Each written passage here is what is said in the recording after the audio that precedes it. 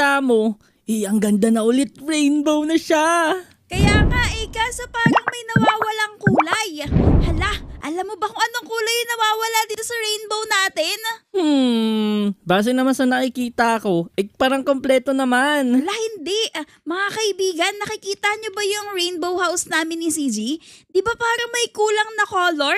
Paki-comment nyo naman dyan sa baba kung ano yung nawawalang kulay Kapag nakapag-comment na kayo, i-like nyo na tong video na to at kung bago kayo dito sa channel kayo, mag-subscribe na kayo. Ayan, CG, nagko-comment na sila.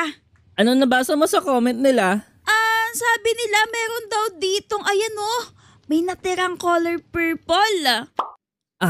Kaya pala. Oo, ayun kasi may purple doon. Tapos pagdating dito, wala na. Color blue na lang siya. Kaya nga, hindi na tuloy hanggang dito sa baba. Saan kaya natin hanapin yung mga blocks na yan na nakakalat?